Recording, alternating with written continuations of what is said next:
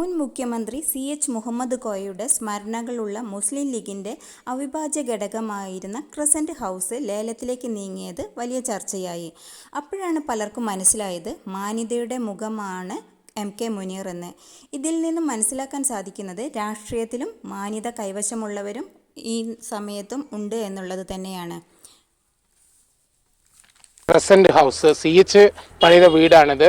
പിന്നീട് 10 വർഷം മുമ്പാണ് എം.കെ. മുനീർ ഈ വീട് നവീകരണത്തിന് വേണ്ടി കോഴിക്കോട് സിറ്റി ബാങ്കിൽ നിന്നും 35 ലക്ഷം രൂപ ലോൺ എടുക്കുന്നത്. അതാണ് ഇപ്പോൾ പിഴയടക്കം 58 ലക്ഷം രൂപയുടെ ബാധ്യതയിലേക്ക് എത്തിയിരിക്കുന്നത്. കഴിഞ്ഞ 1 വർഷം മുമ്പ് ഈ ലോൺ തീർക്കണമെന്നാവശ്യപ്പെട്ടുകൊണ്ട് ബാങ്ക് നോട്ടീസ് നൽകിയിരുന്നു. അന്ന് ഇത് ഒറ്റത്തവണ സെറ്റിൽമെന്റിലേക്ക് കുടുംബം തയ്യാറാണെന്ന് അറിയിച്ചതുമായിരുന്നു. 40 ലക്ഷം രൂപയായിരുന്നു ഒറ്റത്തവണ സെറ്റിൽമെന്റിലൂടെ ആവശ്യപ്പെട്ടത്. പക്ഷേ ആ പണം അടക്കുവാൻ ഇതുവരെയും കഴിഞ്ഞില്ല. അതാണ് ഇപ്പോൾ നടപടികളിലേക്ക് കടക്കുന്നതിൻ്റെ മുന്നോടിയായിട്ട് ബാങ്ക് ഈ വീടിന് നോട്ടീസ് നൽകിയിരിക്കുന്നത്. ഈ വീടിനെ കുറിച്ച് പറയുകയാണെങ്കിൽ ലീഗിനെ സംബന്ധിച്ചിടത്തോളം ഏറ്റവും സുപ്രധാനമായ തീരുമാനങ്ങളൊക്കെ എടുത്ത വീടാണ്. ഈ വീടിനോട് ചേർന്ന് തന്നെയാണ് എം.കെ. മുനീറിൻ്റെ ഉപ്പയും കേരളത്തിൻ്റെ മുൻ മുഖ്യമന്ത്രിയായിട്ടുള്ള സി.എച്ചിൻ്റെ ഖബറിടം അടക്കമുള്ളത്. മുനീറിനെ സംബന്ധിച്ചിടത്തോളം അതുപോലെ തന്നെ ലീഗ് പ്രവർത്തകരെ സംബന്ധിച്ചിടത്തോളം ഏറ്റവും വൈകാരികമായ അടുപ്പമുള്ള വീടാണ്. ലീഗിൻ്റെ പല നയപരമായിട്ടുള്ള തീരുമാനങ്ങളും ഭരണപരമായിട്ടുള്ള തീരുമാനങ്ങളടക്കം ഈ വീടിൽ നിന്നാണ് എടുത്തിട്ടുള്ളത്. അതുകൊണ്ട് തന്നെ നേരത്തെ ജാഫർഖാൻ കോളനിയിൽ താമസിച്ചിരുന്ന മുനീർ ആ വീട് വിറ്റതിന് ശേഷം ഈ വീട്ടിലേക്ക് മാറുകയായിരുന്നു. അങ്ങനെയാണ് 10 വർഷം മുമ്പ് ഈ നവീകരണത്തിന് വേണ്ടി 35 ലക്ഷം രൂപ ലോൺ എടുത്തത്.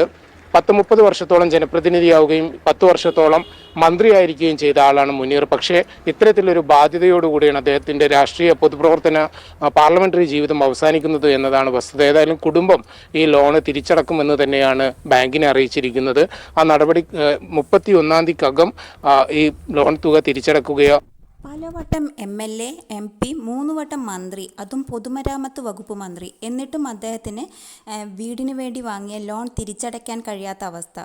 ഇന്ത്യ വിഷൻ മീഡിയ സ്ഥാപനവും ആരോഗ്യ പ്രശ്നങ്ങൾ വന്നതും അഴിമതി നടത്താൻ അറിയാത്തതും അദ്ദേഹത്തിൻ്റെ ജീവിതത്തിൻ്റെ മൂല്യങ്ങൾ ഉയർത്തിപ്പിടിക്കുന്നതും ആയിരിക്കാം ഇങ്ങനെ ഒരു അവസ്ഥ വരുന്നതിന് കാരണമായിട്ടുണ്ടാവുക. എത്ര പക്വതയോടെ വളരെ ശ്രദ്ധിച്ച് സൗമ്യതയോടെ അദ്ദേഹം പറഞ്ഞത് ഇത് എൻ്റെ സ്വന്തം കാര്യമല്ലേ, പാർട്ടിക്ക് എന്ത് ചെയ്യാൻ പറ്റുമെന്നാണ്. അദ്ദേഹം ബാങ്കിനെയോ കുറ്റം പറയുന്നില്ല, അവർക്ക് പൈസ തിരിച്ച് കിട്ടിയല്ലേ പറ്റൂ എന്നാണ് അദ്ദേഹം പറയുന്നത്. അദ്ദേഹത്തിൻ്റെ സത്യസന്ധതയും അഴിമതി രാഹിത്യവുമാണ് ഇവിടെ എടുത്തു കാണിക്കുന്നത്.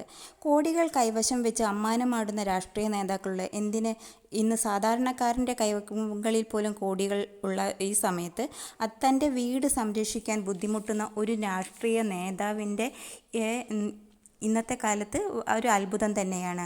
പാർട്ടി അറിഞ്ഞാൽ പാർട്ടി എത്ര വേണമെങ്കിലും സഹായിക്കും എന്നുള്ളിടത്ത് അദ്ദേഹം പാർട്ടിയെ അറിയിക്കാതിരുന്നത് അദ്ദേഹത്തിൻ്റെ ആത്മാഭിമാനവും എടുത്തു കാണിക്കുകയാണ്.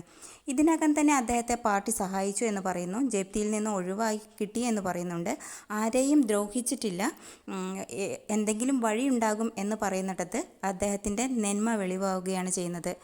പല ന്യൂസ് കമൻറ്റ് ബോക്സുകളിലും ഒരു നെഗറ്റീവ് കമൻറ്റുകൾ പോലും കാണാനില്ല എന്നുള്ളതൊരു പ്രസക്തമായ കാര്യം തന്നെയാണ്. രാഷ്ട്രീയ വിയോജിപ്പുള്ളവർ പോലും അദ്ദേഹത്തിൻ്റെ മാന്യതയെ ബഹുമാനിക്കുന്നു. അതിൻ്റെ കൂടെ തന്നെ മലയാളികളുടെ പൊതുബോധ്യവും ഇവിടെ കാണാൻ സാധിക്കും.